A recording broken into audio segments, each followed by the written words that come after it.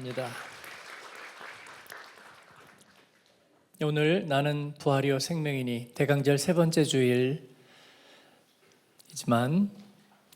우리 묵상하는 요한복음 본문을 따라서 성경에서 또 요한복음에서 가장 결정적인 본문 요한복음 11장 25절 26절에 있는 예수님의 말씀을 여러분과 나누게 되었습니다. 이것을 저는 영광으로 생각하고 저와 여러분의 생애 가운데서 이 말씀을 선포하고 새길 수 있는 그것이 얼마나 귀하고 복된지 모르겠습니다. 첫 번째 제목은 생명의 수여자 예수님입니다. 요한복음이 우리에게 주는 질문은 예수님은 누구인가 하는 것입니다. 이 질문에 우리는 답을 해야 합니다. 세상이 여러분에게 또 우리 하나님께서 여러분에게 그리고 때로는 여러분을 대적하는 그런 인격적인 대적자가 죄와 또 마귀의 권세가 우리에게 물어보는 것입니다. 종교의 창시자 예수 그리스도 그런 거 말고 너에게 예수님은 누구인가를 듣고 싶어하고 알고 싶어합니다. 우리는 거기에 대답해야 될 의무가 있습니다. 그냥 교회 곁다리로 좀 오래 다녔지만 나는 그런 거 몰라요. 그렇게 여러분 얘기할 수 없을 겁니다. 법정에서 날카롭게 묻는 검사나 재판관, 신문관의 질문처럼 우리에게 분명히 물어볼 거예요. 너에게 예수 그리스도는 누구인가? 요한복음은 거기에 대해서 대답하고 있는 성경입니다. 요한복음이 우리에게 알려주는 예수님은 그는 우리에게 생명을 주시는 분입니다. 여러분 그렇게 생각하고 계셨나요? 그렇게 믿으시나요? 예수님은 생명을 주시는 분입니다. 종교의 창시자? 아니면 뭔가 하나님과 하나님의 나라에 대해서 선문답하시는 분? 좋은 얘기하는 분? 그런 게 아니고 그는 생명을 주시느니. 모든 종교에는 생명에 대한 담론이 있습니다. 구원에 대한 이야기도 있습니다. 그러나 대부분 이것은 소망을 승화시킨 이야기입니다. 그리고 현실과는 벽이 있습니다. 괴리가 있어요. 그래서 그냥 승화시키는 것입니다. 그래서 좋은 말로 얘기할 거 없이 결론을 얘기하면 현실이 아니라 그런 것입니다. 유대인들에게도 그러한 전설은 있었습니다. 메시아가 오시면 메시아의 나라가 시작되고 그때 죽었던 이들이 다시 살아나리라는, 물론 이는 하나님이 주신 약속 안에 들어있는 것인데, 그런데 제가 왜 전설이라고 말했느냐면 그들에게는 더 이상 이것이 실효성이 없다는 것입니다. 현실이 아니라는 얘기죠. 그래서 마르다도 오늘 요한복음 11장에서 자기 오라버니 나사로가 죽었잖아요. 그리고 예수님이 나흘이나 늦게 오셨잖아요. 그래서 예수님 앞에서 예수님을 원망하다가 예수님이 나사로가 살리라고 얘기하시니까 그 일반적인 소망을 표현합니다. 네, 예수님, 마지막 날에는 우리 오라버니가 살아날 것을 나도 믿어요. 그 얘기는 실제로 그렇게 현실로 나타나리라는 생각이 아니고 기대도 아니고 믿음도 아니고 그냥 전설적인 소망인 거예요. 종교에는 그와 같은 것들이 있습니다. 그러나 예수님은 그 이야기를 하고 계시지 않습니다. 그는 진짜 생명을 말하고 계시고 그 생명을 주겠다고 하는 것입니다. 그러면서 예수님은 내가 바로 그 생명을 줄 수 있는 이라고 말씀하시는 거예요. 예수님은 생명을 주실 수 있는 분입니다. 그리고 그 생명은 분명하게 현실입니다. 물론 생명이라는 것은 물과 단백질로 이루어진 이 몸만을 생명이라고 말하지 않습니다. 생명에는 여러 차원이 있습니다. 요한복음은 예수님이 우리에게 얘기하시는 생명이 어떤 것인지 그 생명에 대해서 여러 이야기를 통해서 말씀해주고 있습니다. 가나의 혼인잔치에서 예수님은 물을 포도주로 변화시키셨습니다.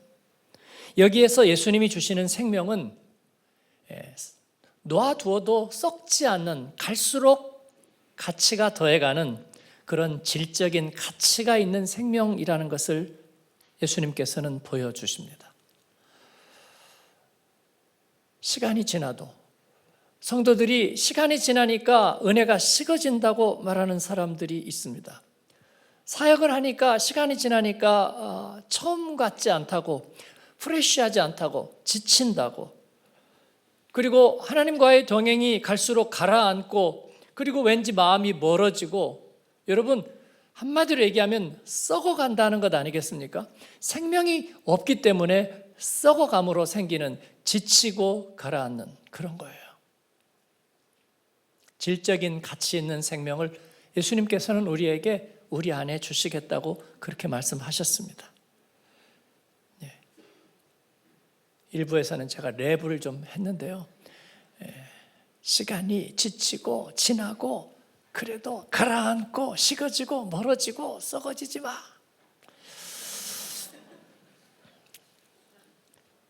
어떤 생명을 또 약속하시냐면 니고데모에게 요한복음 3장에서는 거듭난 생명을 주님께서는 깨닫게 하시고 약속하십니다. 거듭난 생명이란 뭐냐면 새로운 하늘의 시민권을 주시고 그 시민권에 합당한 라이프 스타일을 갖게 된다는 것입니다.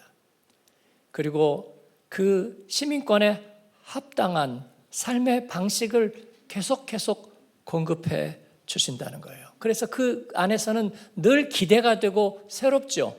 오늘은 또 어떤 편지가 날라올까? 어떤 모임에 초대를 할까? 내가 어떤 교양과 교육을 받을 수 있을까? 그래서 늘 위로부터 공급되는, 늘 안에서부터 새로워지는 그러한 새로운 라이프 스타일, 새로운 패션을 내가 옷 입어 간다는 것입니다. 이것이 거듭난 생명의 모습이에요. 이것은 분명히 현실입니다. 늘 안에서 새롭고, 늘 위로부터 공급되고, 늘 새로운 패션을 이루는 거죠.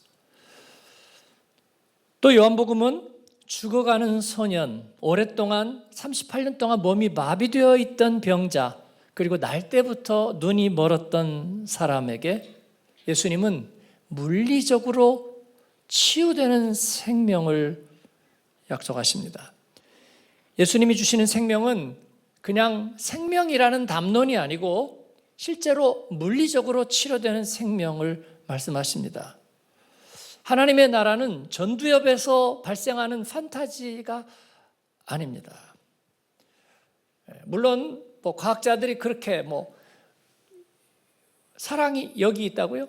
그러면 여러분 사랑이 문제가 생기면 어디 여기를 누르실 거예요? 이 지점에서? 내가 믿다가 신앙에 어려움이 생기면 아니면 그 옆에 여기쯤 신앙이 있어 거기를 누르실 거예요? 그렇지 않습니다.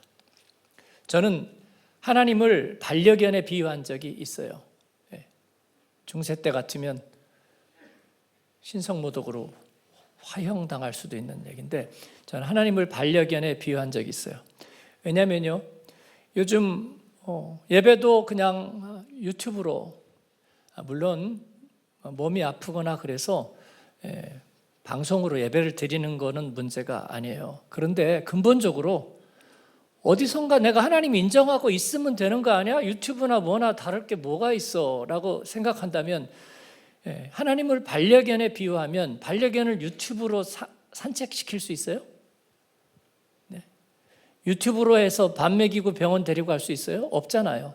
직접 손에다 끌고 해야 돼요. 직접 밥을 먹이고 직접 손으로 똥을 쳐야 돼요. 네. 하나님은 저에게는 현실이에요. 여러분은 그렇지 않나요? 네. 그냥 생각하고 하나님 있다 여기면 되는 거예요? 그렇지 않아요. 하나님은 저에게 현실입니다. 예수님은 우리에게 그와 같은 걸 말씀해 주시는 거예요. 물리적으로 우리의 생명을 우리 주님은 치유해 주실 수 있다고 말씀하세요. 의사한테 가면서 여러분은 뭘 기대하십니까? 의사 만나고 가면서 당신은 아프지만 오늘부터 안 아프다고 생각하세요. 그러니까 갑자기 안 아파졌나요? 여러분, 우리가 그런 걸 플라시보 효과라고 말하지만 그것도 우리가 물리적인 치료가 이루어질 때 일어나는 효과일 뿐이에요. 그런 게 없다면 그건 아무런 효과가 없는 거예요. 그거는 가짜예요. 허구입니다. 우리는 의사한테 가면서 약을 처방받고 치료를 받으면서 나아질 것을 기대해요. 물론 그러면 치료 시작하면서부터 좋아지는 걸 느껴요. 왜냐하면 마음도 회복이 되기 때문이에요. 그러나 그것은 현실입니다. 그렇습니다. 저는 모든 허구적인 종교적인 판타지와 허구적인 믿음은 싫습니다. 그런 것에 위로받고 싶지 않아요. 그러기에는 우리들의 남아있는 삶이, 우리가 살아있는 세계가 너무 리얼하기 때문입니다. 보이는 고통과 우리가 겪어야 되는 일들이 너무나 구체적인 현실이기 때문입니다. 이 예배당 안에만 갇혀서 이 안에서만 꿈꾸는 판타지가 믿음의 세계라면 그것은 여러분 잘못된 거예요. 예수님은 그런 일들을 우리에게 주지 않으셨어요. 성경을 다시 보세요, 여러분. 예수님이 주시는 생명은 심리적인 것이 아닙니다. 그는 손을 잡아 일으키고 머드팩으로 눈에다가 진지기며 눈을 뜨게 하시고 함께 걷고 함께 뛰고 함께 먹으며 행하게 하십니다. 그는 주님, 그는 치유자, 걷고 뛰고 보게 하시네. 예. 랩이었어요. 일부보다 분위기가 좀 그래서 제가 더 적극적으로 못하겠어요. 우리 홍경표 집사님이 해야 되는데 지금 기도를 하셔가지고 그렇습니다. 그런데 여러분, 그가 주시는 생명은 선한 목자가 양에게 베푸는 풍성한 생명입니다. 선한 목자는 그 양에게 만 가지 유익을 제시합니다. 푸른 풀밭으로 먹거리가 있는 곳으로 또 안전한 울타리가 되어주고 그의 이름을 알고 그를 부르고 모든 것을 치료하는. 그래서 주님이 우리에게 주시는 그 생명에는 풍성함이 있다는 거예요. 여러분, 풍성함을 아시죠? 정말 좋은 호스트에게 초대를 받아서 가면요, 정말 모든 게 좋아요. 들어갈 때부터 배려가 돼요. 차를 세우는 걸로부터 또 시간 안에 가더라도 그래서 가서 정말 프리쉬하게 하는 걸로부터 해서 모든 게 다 준비가 되는 거예요. 전식에서 조금 그러면 본식이 좋을 거예요. 본식이 좀 그러면 디저트가 좋을 거예요. 아니요, 다 좋아요, 사실은요. 왜냐하면 그렇게 잘 배려되어 있기 때문입니다. 이게 풍성함이에요. 풍성함입니다. 그래서 저희 교회에서 이제 잔치를 하거나 손님을 초대하거나 할 때 저희들이 이렇게 정성을 드리는 거예요. 목사님은 화려하고 사치스러운 걸 좋아한가 봐. 오케이, 그런 오해 제가 다 받겠어요. 그러나 제가 알게 하고 싶은 것은 그런 거예요. 정말 풍성함이 있다는 것, 배려되어 있다는 것. 온 분들이 자기 이름이 조그만 이 데코에 자기 이름이 이렇게 들어가 있는 걸 보고 감동하고 감격하죠. 사역자들은 목사님 그거 하느라고 내가 얼마나 고생할 줄 알아요 할지 모르지만 오신 분들은 그를 통해서 감격이 있는 거예요. 건네는 꽃 한 송이, 그리고 자기를 위해서 준비된 것들, 그 데코들, 그리고 처음부터 기승전이 되어 있는 우리 선교사님들이 오셔가지고 대접을 받으면서 너무나 행복했어요. 그날 그거 준비한 사역자들이 굉장히 힘들었다고 제가 나중에 들었어요. 그래도 제가 모른 척했어요. 왜냐하면 그 수고가 헛되지 않을 것이기 때문에 그래요. 우리의 자녀들이 이중언어, 이중문화에서 살면서 인생은 너무 힘든 거라고, 내 의지와 상관없이 부모에게 끌려서 이렇게 저렇게 가다 보니까 나는 인생의 피해자라고 그들이 그렇게 느끼지 않게 되기를 바랍니다.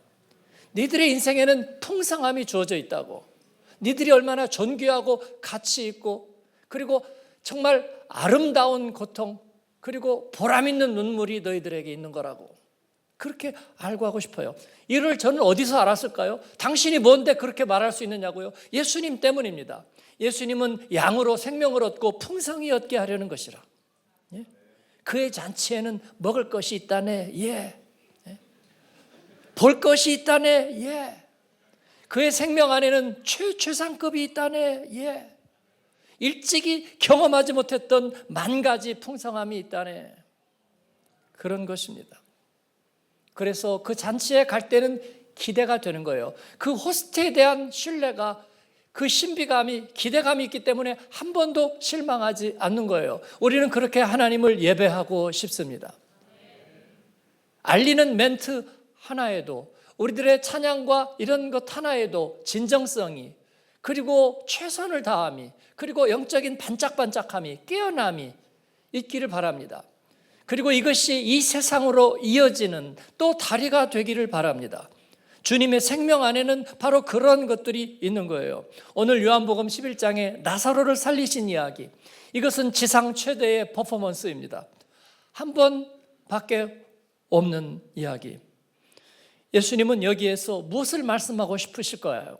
그 생명이 이제 가치 있는 생명, 거듭난 그런 라이프 스타일, 그리고 물리적인 치유받는 힘, 풍성한 생명을 넘어서서 부활 생명. 이건 뭐냐면 중의적인 표현이죠. 부활 생명이란. 이 부활은 죽음에서 일어서는 거잖아요. 그렇습니다. 죄와 죽음이 더 이상 우세하지 못한, 깨트리지 못하는, 그것으로 인해서 어떤 바이러스로도 깨트리지 않는 생명을 주님께서 우리에게 약속하신다는 것입니다. 다시는 죄에 무너지지 않을 거예요. 세상이 와서 너의 여름날을 알고 있어, 니네 부모의 DNA를 알고 있어, 너의 죄의 유전을 내가 알고 있어, 너의 기질을 알고 있어, 아무리 고발하고 정죄해도 정죄당하지 않는, 파렴치하지 않으면서도 정죄당하지 않는 생명을 주님은 우리 안에 주셨다는 것입니다. 할렐루야. 그렇습니다. 이것이 부활 생명입니다. 뿐만 아니라 우리의 몸이 이제 호흡이 끝나고 생물학적으로 사망해서 우리 안에 있던 면역세포들이 일제히 몸을 갉아먹어서 몸이 부패하기 시작하는 그 순간에도 우리의 정체성은, 그 영적 생명은 하나님 나라에 들어갈 수 있다는, 우리에게 그 하나님 나라의 검색대를 지나고 이미그레이션을 지나는 인식표를 우리에게 주셨다는 것입니다. 저는 공항에서 들어올 때 이제 프랑크푸르트도 그리고 영국도 되잖아요. 예. 코리아 아니면 저쪽으로, 그죠? 예. 자동 인식해서 가는 것으로 이렇게 나눠서 가잖아요. 예. 그때마다 저는 그 생각을 합니다. 하나님 나라에 갈 때 우리에게 그 인식표가 있어야 가는 거잖아요. 예. 우리의 여권이 그쪽에서 인식할 수 있어야 되잖아요. 예. 처음에는 거기 지나가면서 경찰이 있을 때 약간 눈치를 봤어요. 거기 그 멀쩡한 사람 이쪽으로 오세요. 예. 그럴까 봐서 이렇게 가는데 쳐다도 안 보더라고요. 예. 거기서 문이 열리면 된 거예요, 여러분. 예. 부활 생명은 하나님 나라에 출입할 수 있는 인식표가 있는 줄로 믿습니다. 이런 얘기하면 너 천국 가려고 예수 믿냐? 여러분 뭐라고 대답하세요? 옛날에는 그런 말이 부끄러웠어요. 너 천국 가려고 예수 믿냐? 기복신앙을 가진 사람. 지금은 물어보면 뭐라고 대답할 거예요? 나한테 한번 물어보세요. 물어보세요. 잊어버렸어요, 질문을?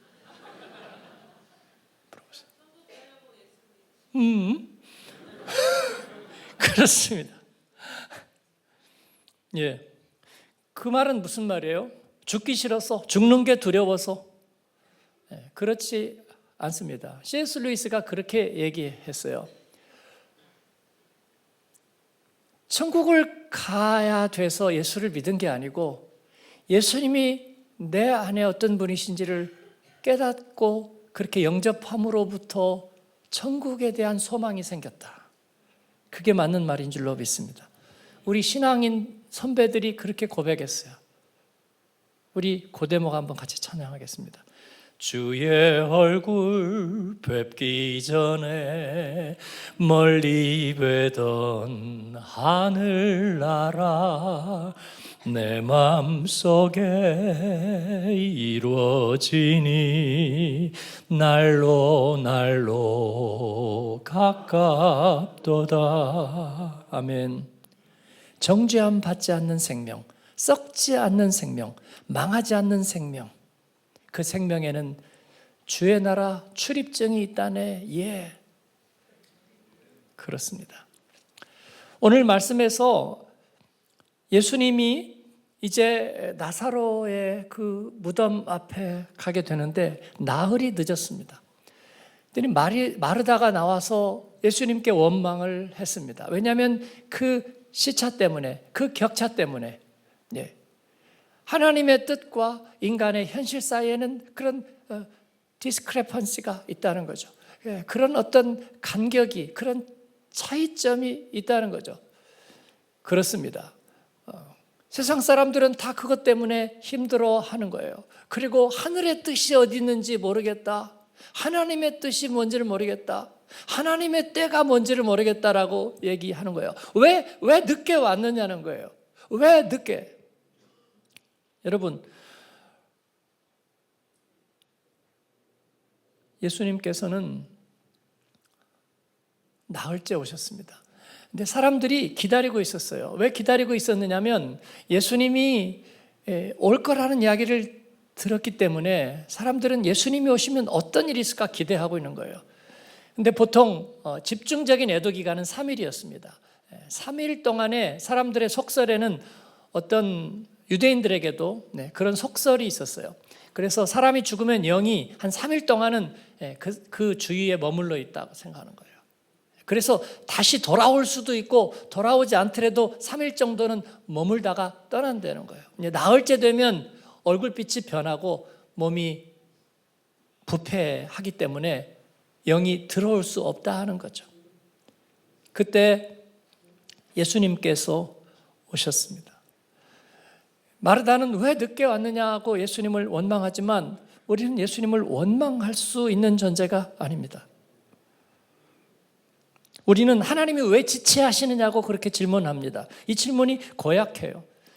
그러려면 우리는 하나님이라고 부르지 말아야 합니다. 운명이라고 불러야 할 거예요. 우리가 아이들이 엄마를 원망해요. 엄마 미워, 엄마. 그건 그 아이들이 아마 엄마가 떠나더라도 누군가가 대체제가 있을 거라는 생각에서 그럴지도 모르겠어요. 엄마, 나 오늘 이모하고 잘 거야. 그러나 사실은 그 엄마가 자신에게 사랑의 정말 유일한 존재라는 것을 안다면 그렇게 원망하지는 않죠. 그렇습니다. 하나님을 우리가 원망할 수는 없어요. 왜 지체하시느냐고요? 왜 이 세상에 불의한 일이 일어나는데 신이 있다면 어디서 무슨 짓 하고 있느냐고요? 예, 우리가 다른 대체제들이 있다면 그렇게 얘기할지 모르겠어요. 그러나 하나님이 우리에게 유일한 생명이라면 녹색 식물이 태양에 의해서 사는데 태양빛에 가린다고 태양을 원망해요? 그럴 수는 없는 일이죠. 여러분에게는 하나님 대체제가 많이 있으시죠? 있죠? 이 교회 아니면 저 교회 가고요. 그죠? 하나님 대체제가 많이 있죠? 없습니까? 예, 저는 없어요. 저는 없어요. 하나님 없으면 저는 할 말이 없어요. 그죠? 예. 60몇 년 인생에 예수 그리스도가 제 안에서 의미가 없다면 제 인생은 이제 의미가 없는 거예요, 여러분. 그렇지 않아요? 그렇다면 우리가 할 말은 뭐겠어요? 하나님 미워가 아니라 하나님 어떻게 할까요? 하나님 어떻게 할까요? 대천덕 신부가 알바하다가 배에서 나사 돌리는 알바하다가 너무 힘드니까 뭐라고 기도했다고요? 하나님 왜 하나님 어디 있어요? 왜 적에 이런 시련을 주세요가 아니라 하나님 더 돌릴까요? 힘든데 더 돌릴까요? 그랬더니 응답이 왔대요. 그래서 아멘 하고 더 돌렸대잖아요. 그렇습니다. 하나님이 그에게 유일한 주인이시라면 그는 물을 수밖에 없는 거예요. 예수님은 나사로가 잔다고 말씀하셨고 그 제자들에게, 그리고 하나님이 하시는 일을 나타내기 위해서라고 말합니다. 그래서 예수님도 참 세상에 오니까 내가 너무나 내 힘으로 안 되는 것들이 너무 많고 그래서 왜 나에게 이런 일을 시켰는지 모르겠어요. 예수님은 한 번도 그렇게 얘기하지 않으셨습니다. 가는 곳마다 적대자들이 있었고 이해하지 못하는 이들이 있었고 빛이 어둠 가운데 왔지만 어둠이 알아차리지 못하지만 그러나 그 빛은 원망하지 않았습니다. 그 예수님을 닮고 싶습니다. 예수 그리스도를 닮은 리더들이 이 세상에 많이 세워지기를 바랍니다. 원망하고 책임 회피하고 그리고 판타지에 빠지는 그들이 아니라 우리의 자녀들은 그렇게 예수 믿으니까 전부 다 판타지에 빠져서 믿습니다 하면 하나님이 다 알아서 해줘요. 그렇게 말하는 이들이 아니라 정말 거룩한 책임감을 가지고 정말 깨어있는 믿음 가운데 그렇게 살아가는 리더들이 되기를 바랍니다. 예수님은, 제가 믿는 예수님은 그런 분이셨습니다. 성경에 있는 예수님은 그런 분이십니다. 그는 내가 미안해 내가 늦게 와서 니들 힘들었지 얼마나 고생했어가 아니라 예수님은 하나님이 기뻐하심을 따라 행했습니다. 이틀을 늦게 출발했는데 예수님이 그 소식을 요단강 저편에서 들었을 때 이미 나사로는 죽었어요. 그럼에도 불구하고 예수님은 길을 가잖아요. 하나님의 아젠다를 따라서 갑니다. 그 이틀 동안 무엇을 하고 있었을까? 그것이 알고 싶다. 저는 알고 싶지 않아요. 하나님이 기뻐하시는 일을 행했을 거예요. 여러분이라면 그렇게 안 할 거예요? 뭔가 딴짓을 하고 그 다음에 변명할 거예요? 하나님 앞에서 그는 하나님의 아젠다를 따라 행하면서 그리고 그곳에 가서 이제 예수님의 부활 생명을 주시는 거예요. 그는 말로 퍼포먼스를 행한 것이 아닙니다. 그는 거기에 대한 값을 지불하십니다. 십자가에서 자기의 생명을 내어주시고 자기의 값을 치르십니다. 그래서 예수님이 행한 아까 제가 랩으로 얘기한 이 모든 생명들이 우습지 않습니다. 왜냐하면 예수님은 그 값을 다 치르셨기 때문입니다. 우리 어머니가 얘기하셨던 것처럼 아들아 엄마가 다 갚아줄 거야 라고 얘기했던 것처럼 우리 예수님께서는 그 값을 다 치르셨기 때문에 이 지상 최대의 쇼 나사로를 무덤에서 불러 일으킨 이야기가 가공스럽거나 황당스럽지 않습니다. 그가 그를 위해서 대가를 지불하셨습니다. 그의 찔림과 그의 상함이 우리들의 치유와 그리고 우리가 죽지 않는 생명, 정죄당하지 않는 생명, 하나님 나라에 들어갈 수 있는 생명, 그 출입증을 주셨다는 사실이 우리에게 감격이 되는 것입니다. 사랑하는 여러분, 예수님은 나는 부활이요 생명이니 나를 믿는 자는 죽어도 살겠고 죽음이 너를 협박해도 결코 깨트려지지 않겠고 무릇 살아서 나를 믿는 자는 영원히 죽지 아니하리니 이것을 내가 믿느냐 말씀하십니다. 이 말씀에 여러분 아멘이라고 대답하시기 바랍니다. 그 아멘이 복됩니다. 예수님은 참 생명이시고 또한 자신을 생명으로 주실 수 있는 분입니다. 그는 떡이며 물이며 빛이며 그리고 양이 들어가는 문이며 그리고 풍성하게 예비하는 목자이며 그리고 부활 생명입니다. 그 주님은 우리 안에 머무실 수 있습니다. 마르다의 믿음은 빨리 업데이트 되어야 했습니다. 마르다는 여기에 순종함으로 고백합니다. 주는 그리스도시요 세상에 오시는 하나님의 아들인 줄 내가 믿나이다. 마르다의 고백이 복된 줄로 믿습니다. 예수님은 무덤가에서 마리아와 유대인들이 우는 모습을 보았습니다. 그리고 마음에 비통함을 가지셨어요. 성경의 그 단어는 그가 마치 분노하듯이 비통했다고 그렇게 표현하고 있습니다. 예수님은 왜 비통하셨을까요? 하나님이 자기를 이런 난처한 상황으로 보냈기 때문에 그건 제가 아니라고 말씀드렸죠? 그건 아니라고 말씀드렸죠. 그러면 자신이 늦게 와서 나사로가 죽었기 때문에 자기 자신에게 화를 내는 거라고요? 그것도 아니라고 말씀드렸죠. 네. 아니면 사람들이 실제로 나사로를 위해서 슬퍼하는 게 아니라 자기 연민에 빠져 있으면서 슬퍼하는 척하는 그들의 위선적인 슬픔 때문에 화가 났다고요? 그것도 아니면 하나님께서 죽은 자를 살리실 텐데 그것들 믿지 못하는 불신앙 때문에 화가 났다고요? 혹은 예수님을 다시 함정에 빠뜨리려는 거짓된 유대인들이 거기에 보였기 때문에 화가 났다고요? 여러분, 우리가 세상에서 겪는 감정은 이런 것들입니다. 세상이 주는 어떤 것들, 사람들이 주는 뭐 때문에 우리는 감정이 상하고 화가 나고 분노하는 거예요. 그런데 이런 감정은요, 다 자기를 해칩니다. 자기가 최대 피해자예요.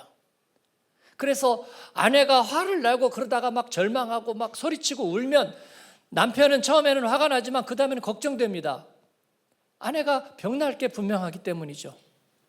갑자기 그러다가 스르르 쓰러질까 겁나는 거죠. 혈압을 감당하지 못할까 봐 겁나는 거죠. 그런 거죠. 네. 그렇습니다. 아이들이 우는 것도요, 적당히 울면 또 그척. 근데 심하게 울면 걱정이 됩니다. 왜냐하면 자기를 해칠 것을 알기 때문이에요.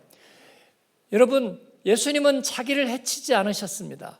왜냐하면 그는 죄에 대하여, 죽음에 대하여 분노하시지만 그것은 의로운 분노입니다. 세상 때문에 주어지는 것이 아니라 하나님이 주신 성품에서 우러나는 거예요. 하나님은 우리에게 그러한 감정을 주셨습니다. 여러분, 그 감정은 자기를 해치지 않습니다. 예. 여러분, 속이 상하면 어떤 일이 일어나요? 위산 역류하죠. 누가 위산 역류하는 거 딱 보면 알아요. 근데 은혜 받을 때 여러분이 한번 기억을 되십시오.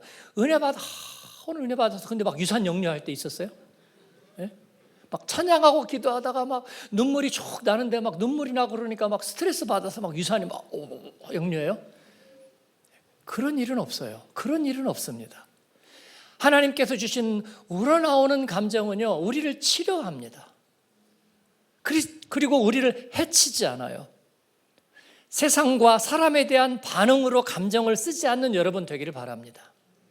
그렇지 않고 내가 어쩌다가 어떻게 해가지고 지금 이 일을 시작해가지고 직장에 갔더니 전부 다 원수들밖에 없고요.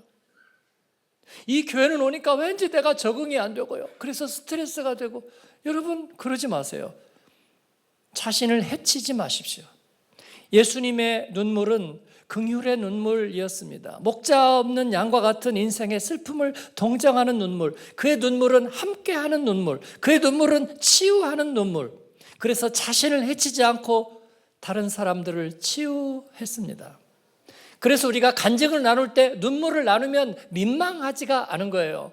부끄럽지가 않은 거예요. 그것 때문에 뭔가 마음이 불편하고 괴로워지지 않는 거예요. 우리가 함께 치유가 되는 것입니다. 부활이요 생명이신 예수님은 우리의 연약함을 동정하시고 긍휼하셨습니다. 그리고 우리를 사랑하셨습니다. 그는 눈물로 우리를 연합해서 포도나무의 가지로 삼으셨어요.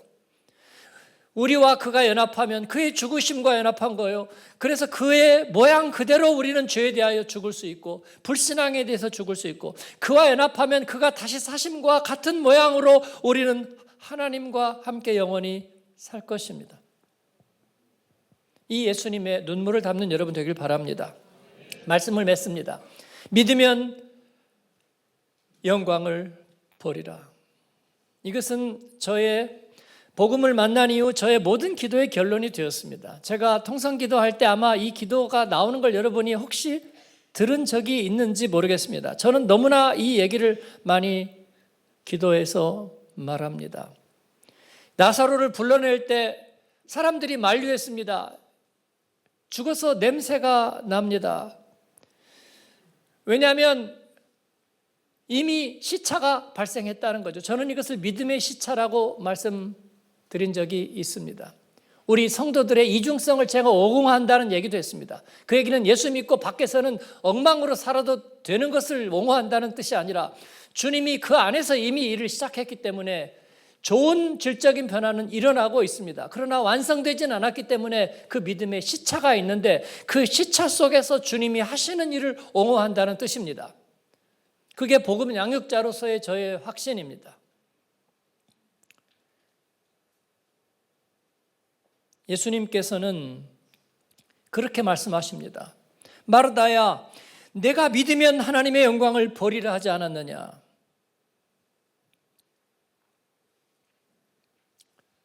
사랑하는 여러분, 우리가 스스로에게 그렇게 확신을 가지고 한번 얘기했으면 좋겠습니다.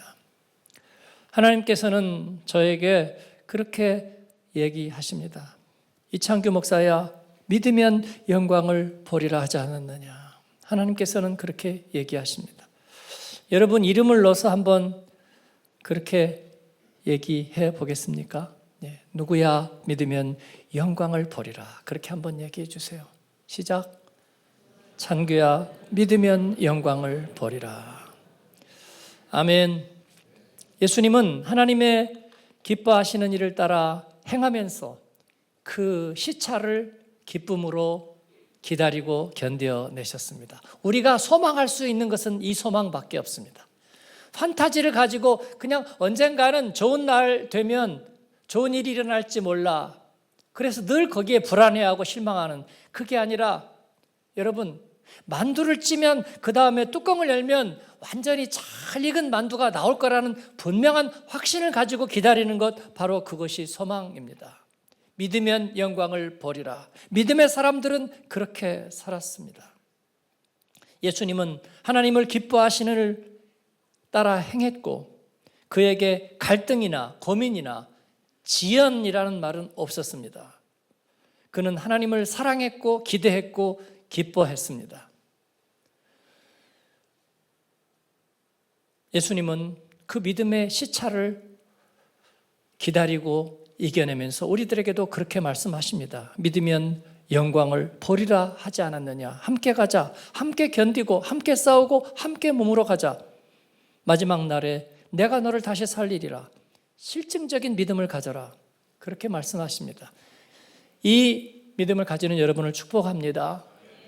아멘. 우리 같이 기도하겠습니다.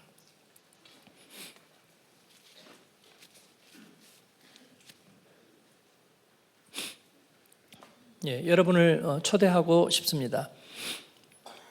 예수님은 누구십니까? 나에게 생명 주신 분입니다. 썩어가는 내 인생을 썩지 않는 가치 있는 생명으로 바꾸어 주셨습니다. 자신 없고 두려워하고 늘 은폐하기에 바빴던 우리에게 거듭난 라이프 스타일, 내 안에서 늘 새롭고 하나님으로부터 늘 새로운 매뉴얼이 공급되는 하나님, 그러한 생명을 나에게 주셨습니다. 나의 병든 몸을 고쳐주시고 나의 그릇된 성품을 주님께서 치유해 주십니다. 만성의 질병에서 나를 건져주십니다. 주님은 내게 풍성함을 내 인생에 공급해 주셨습니다. 그리고 주님 나라에 갈 때에 나는 그 생명으로 인해 하나님 앞에 서게 될 것입니다. 주님이 나에게 그 생명 주시는 분이심을 믿으십니까? 예수님의 눈물을 나도 가져서 하나님, 민망해서 부끄러워서 수치스러워서 통분해서 격분해서 억울해서 하나님, 나는 세상으로 인해서 눈물을 흘리지 아니하고 주님이 주신 마음으로 인해서 치유의 눈물을 가지고 기도의 눈물을 가지고 살겠습니다. 믿음의 영광을 보리라. 이것이 내 인생의 하나님 가장 결구가 되기를 바랍니다. 그런 마음으로 주님 앞에 응답하기를 원하시면 한번 일어나서 표해 주시면 좋겠어요. 하나님이 기뻐하실 것입니다. 오늘 말씀을 우리가 그렇게 받겠습니다. 그리고 우리 같이 입술을 열어서 나의 입으로 기도하겠습니다. 주여 한번 부르고 기도합니다. 주여. 하나님 아버지, 고맙고 감사합니다. 오늘 말씀